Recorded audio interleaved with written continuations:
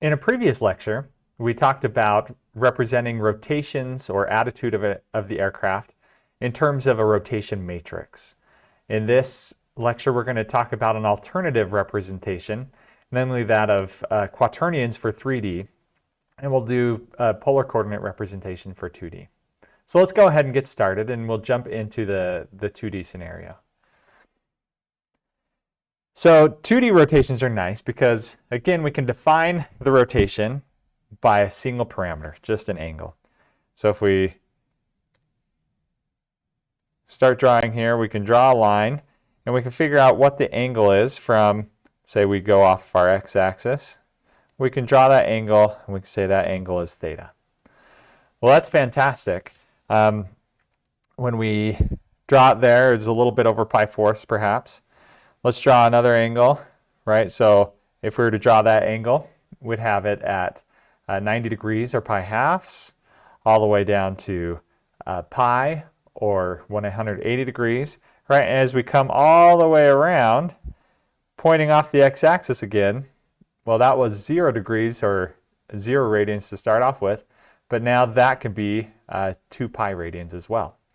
And if we come back up to our original angle, right, we've drawn another vector, and the angle to that vector, well, this could be written as 2 pi plus theta. So the problem with angles is that they're fantastic, but they're not unique. So it's only one parameter, but the parameter is not unique. We can always define an infinite number of angles that result in that same relationship between the x-axis and that blue line. So we could write all of the set of possible angles. We could write as this theta such that, and these are all the non-unique angles. We'll say that theta is equal to 2 pi times k plus our gamma. So gamma is the underlying angle that we care about, but we can always add 2 pi to it. So where we would say that k exists in the set of integers. So z right here we're going to denote as the set of integers. And gamma is some real number. This is just the set of real numbers.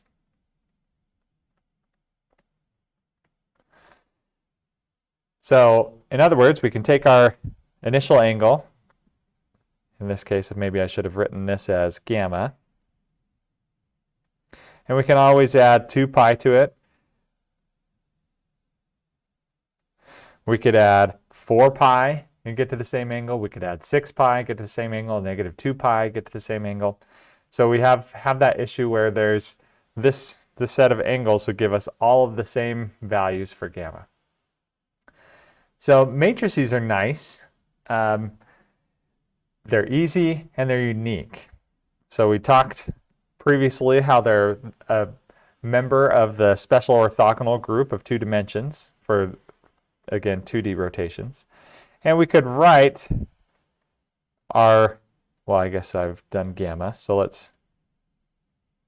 our rotation matrix of gamma, or we could write theta, doesn't matter, because theta's, yeah, let's just leave it in terms of theta, because it could have been any of the angles.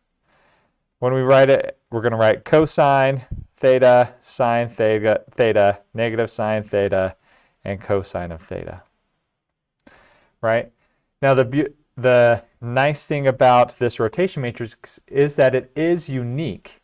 And we can see that because we're using these trig functions that if we do cosine of theta or cosine of theta plus 2 pi, it's going to give us the same result.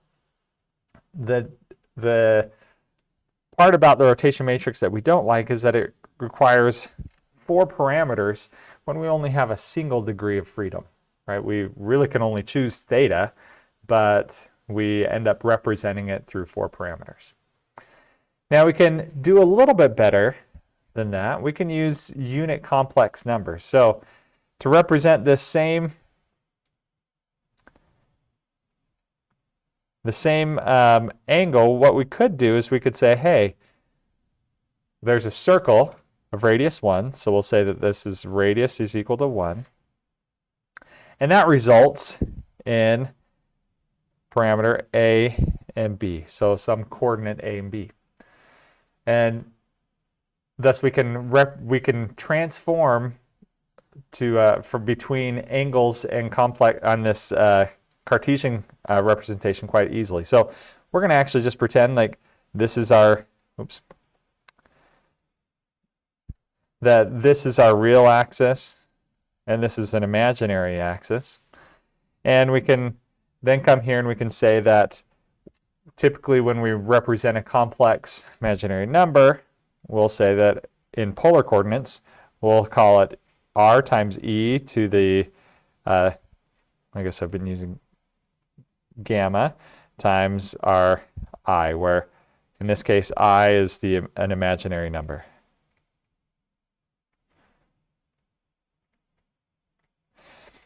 Now, in our case, when we want to go for a unit complex number, we're going to let r equal to 1. So that means that it's a unit complex number. So we can convert this imaginary, this polar coordinate representation into Cartesian coordinates by saying that we're going to do our a plus bi. So again, I is our imaginary number, where a is equal to r cosine of theta and b is equal to r sine of theta. And when we look at the unit complex number, we would just say that in this case a is equal to the cosine of theta and b is equal to the sine of theta. Okay. Now, one thing you'll note is that a and b are the components to make up our rotation matrix, which is really nice. So in this case, now we have two parameters.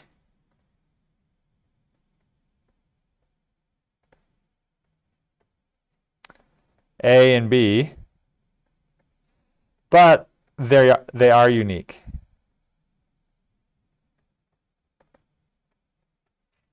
So that's one of the beautiful parts of it. So now we have a unique representation of what that angle could be. All right, so combining rotations for the rotation matrices was really simple. So if you recall, let's review rotation matrices. What we would do is we'd say that the rotation matrix of theta 1 plus theta 2, and in this case we'll come in here and we'll define theta 1. Okay, let's define these angles nicely. So from here to here, that's theta 1, and from here to here, we'll call that theta 2. So for rotation matrices, this was really nice. We could say that this was r theta 1. Well, and actually I meant to do the theta 2 first, and then r theta 1. Now really for 2 by 2 it doesn't matter. So we have this, we could combine rotation matrices really easily. So the rotation matrix that would get us all the way, so if we define one more angle, theta 3 is equal to theta 1 plus theta 2. The rotation matrix to get us to theta 3 can be just a combination of a rotation matrix to get us from 0 to theta 1 and then through theta 2. Hey, we can do a similar thing in polar form. Is really easy to combine angles.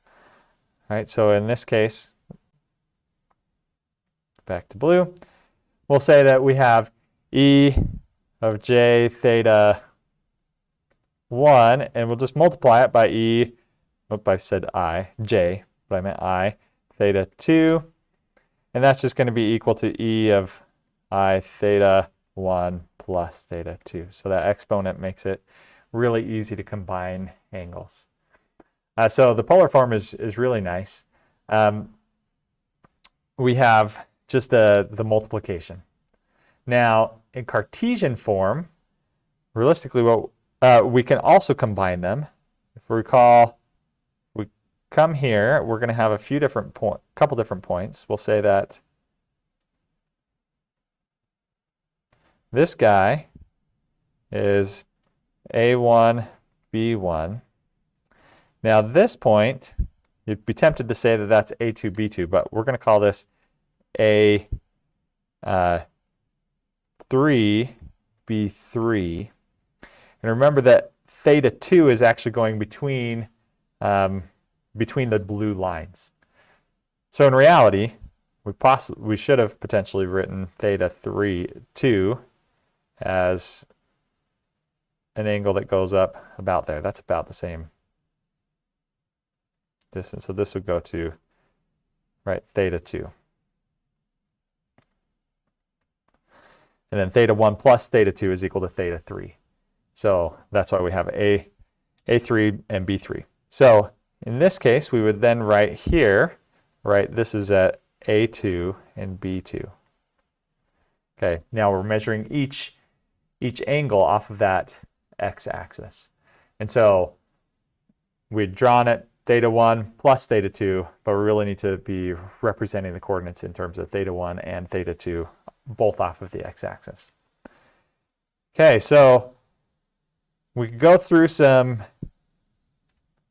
trigonometry, and we can come up with the fact that A3 is going to be equal to A1, A2 minus B1, B2. Then we have B3 is going to be equal to A1, B2 plus A2, B1. Okay, so in that case, we can directly combine this Cartesian form. And if we look at this, this is much simpler than r theta 2, r theta 1, because we have when we're multiplying r theta 2 and r theta 1, we have 4 elements in the first one, 4 elements in the second one, and then we're doing the matrix multiplication. So we're going to have a lot simpler additions and number of additions and multiplications if we go with this Cartesian form. So this is really nice. One interesting note to make is that all of our rotations, and we mentioned this in a previous lecture, but all of our rotations are about a single axis. So if called x and y, we're just doing our rotation. So if we did x, y, we're just rotating about the z-axis, right? So we have our x, y, and z. We actually have a z-axis that's pointing out of the page. In 3 dimensions, we can define a single axis of rotation as well. And usually, unless it's a trivial case, it's going to be a combination of the x, y, and z axes. So we'll take a look at that. And if we were to ask ourselves this question, hopefully now we understand that the 2D rotation is rotating about the z axis. So it is a 3D rotation. We're just rotating always about the z axis. Excellent. So we can always define our 3D rotation.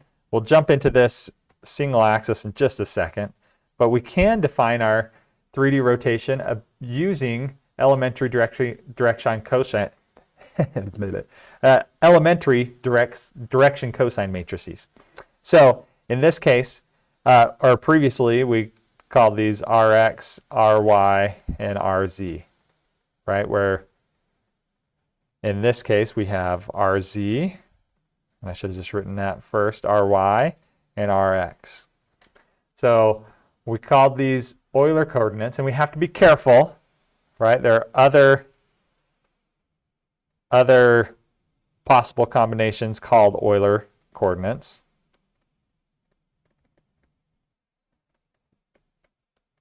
But we can represent any rotation using these elementary direction cosine matrices.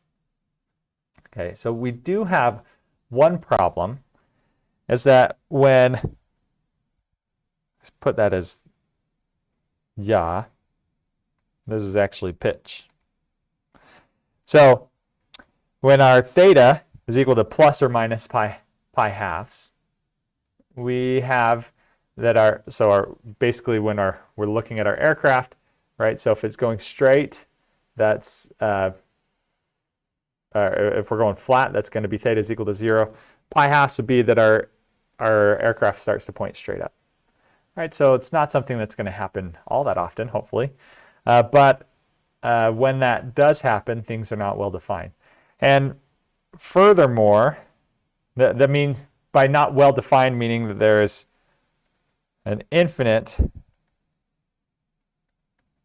number of our phi, theta, and psi for our single rotation matrix. So that's only when theta is equal to plus or minus pi halves. Now, we're not going to generally go straight up and down, but we also do have an issue in our dynamics. So if we're doing the time derivative of our dynamics, what we'll end up getting later on, we'll see that we get this secant, right? So this is just our 1 over the cosine of theta. So this is also not well defined when theta is equal to plus or minus pi halves, right? Or in other words, cosine of theta is put a closed parentheses but no open parentheses, is equal to 1. So that's not well defined. So not only is the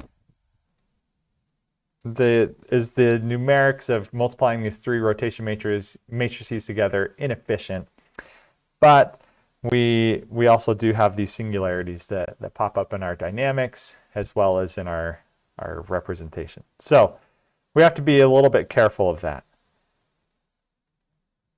That's where we introduce this idea of quaternions. Now, what we're going to do is just write down this quaternion. We're going to introduce additional axes of imaginary numbers. So angles are not a unique representation for 2D, right? And then for 3D, we have the singularities exist, and we see that there is even an infinite number of possibilities there. And we could have had other possible combinations as well hit us with this fact that the angle representation is not unique.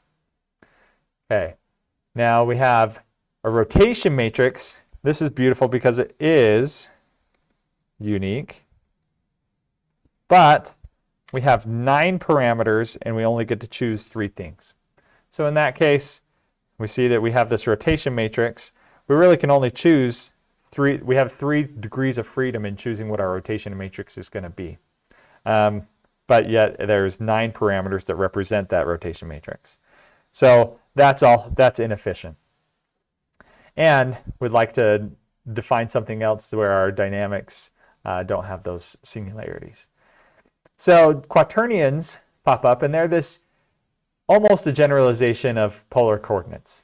They're at least we can think of them very similarly. So we're going to have multiple axes. So in this case, in polar coordinates, we talked about a real and an imaginary number. So in other words, we introduced this. We introduced a second degree of freedom, but then we said that it has to be unit, so that helps us define exactly what these things are going to be. So we have this imaginary axis that we played with in 2D. In 3D, where we have a 3 variable axes, we're going to come up with an an additional two axes, imaginary axes. So what we're going to do is we're going to say that we have h is going to be our quaternion. It's equal to some a, so that was like our real number for the polar coordinates, plus, now we're going to say it's b times I plus c times j plus d times k. So I, j, and k, these are different imaginary numbers.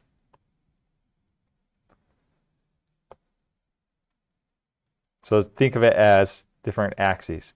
So these are all imaginary numbers. Okay. And so we represent this quaternion there. We can think of it in terms of the fact that any rotation can be described about a single axis and a rotation angle about that axis. So we could draw an axis, and we could say that, hey, we're going to be rotating about that axis. So that's our axis of rotation, and we can relate these two. We'll call this guy a vector v, and we'll call this rotation, again, theta. So we have just an axis that we're rotating about, and we have an amount that we are rotating. So in this case, we can define A as this is going to be cosine of theta over 2. We have B is going to be V1. So if we wrote this guy as V1, V2, and V3 is our vector of rotation. So we'd say that B is going to be equal to V1 sine theta over 2. C is going to be equal to V2 sine theta over 2. And D is going to be equal to V3 sine theta over 2. Okay. So this is really quite awesome. Now we've did this kind of pseudo generalization of the polar coordinate, where we're just saying, hey, we have an axis of rotation and we're rotating about it. Remember back here, we have an axis of rotation and we're rotating about it. We have a real component and then we have this imaginary component. Okay, so we have some properties about this that are interesting. The first is that this is not quite a unique representation, right? We could have defined instead a vector going in the opposite direction. Wow, I cannot draw a straight line. And we're going to do our angle in the opposite direction of, we're going to do our 2 pi minus theta. And if we define this, we say that's V prime, and we have this angle of rotation, that axis, that's going to end up producing the exact same result. So it's whether our axis is pointed in one direction or flipped and pointed in the other. And so we will always have two quaternion representations that are equivalent. Very similar to the fact that in our polar we had unique. Sorry. So we have a few properties that relate our these different imaginary axes. And we could say that if we say that I times j, well, that's going to be equal to k. J times k, that equals I. And k times I is equal to j. We also have that I squared is equal to, j squared is equal to k squared is equal to minus 1. And then, to make our quaternions have only 3 parameters, 3 degrees of freedom, right? We have 4 parameters that we've written up here. We're going to define a unit unit property. So that we're just going to say that a squared plus b squared plus c squared plus d squared is equal to 1. So this is known as our unit quaternion. Okay, so again, big takeaways is that we've just defined a single axis of rotation that we're going to be rotating about, and we can directly define our quaternion in terms of that axis of rotation, which is pretty cool. Okay. So just like the polar coordinate representation, oh, one more note that I wanted to make is that in the book, this is often referred to as E naught, EX, EY, and EZ. And this is really correlated to the fact that we typically use K to denote our Z-axis. I think the book also uses E1, E2, and E3 at one point. So those are all equivalent to A, B, C, and D. Excellent. So we have this idea of quaternions. And just think of a quaternion. I think the easiest way to think about it is just in terms of this. We have our axis of rotation and the angle about that axis. We can define this quaternion that has these that's written in terms of the imaginary numbers. Okay, so now we can combine quaternions. So in other words, we have that we want to combine H3 is equal to H2, and we're going to combine it with H1. So this is our group operator. So it's no longer just a matrix multiplication. Let's switch back to blue. So in this case, we would write that H1 is equal to A1 plus B1I plus B2, C1J plus D1K, and H2 is equal to A2 plus B2I plus C2J plus D2K. Then we can combine the results. We get H1 times, oops, I did that out of order. H1 times H2, we'll end up getting the coefficients for H3, that combined one. So that's really nice. And again, this is going to be much simpler in terms of computation than doing the matrix multiplication of R1 times R2, right? Where that's actually matrix multiplication. We have 3 by 3 matrix multiplied by a 3 by 3 matrix. So that quaternion representation is much more efficient. And we can relate them. So this is directly from the book. So we can define a rotation matrix from our quaternion. Also, given our rotation matrix, we can define the quaternion given our rotation matrix. Okay, and there are a few things to avoid singularities, right? So if those things are equal to 0, we're going to do something slightly different. Okay. Oh, sorry. If they're greater than or equal to 0, then we'll do something different. I even underlined the wrong line. Okay. So we have this representation, or a nice formulaic way of going from a rotation matrix to a quaternion, from a quaternion to a rotation matrix, and we can utilize that as to allow us to talk freely about either using a rotation matrix or a quaternion. And we can also use this to relate our quaternion representation to our roll, pitch, and yaw representation.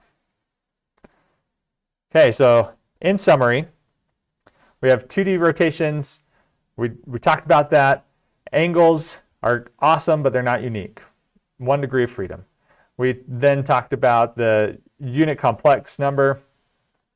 That's actually in the spherical set of 1 dimension. It's unique, but it requires then two parameters. And our rotation matrix is unique, also fantastic, but it requires 4 parameters. And again, we still only have the 1 degree of freedom. Our 3D rotations, we can describe it in terms of something like Euler angles, which are not unique, have 3 parameters, 3 degrees of freedom.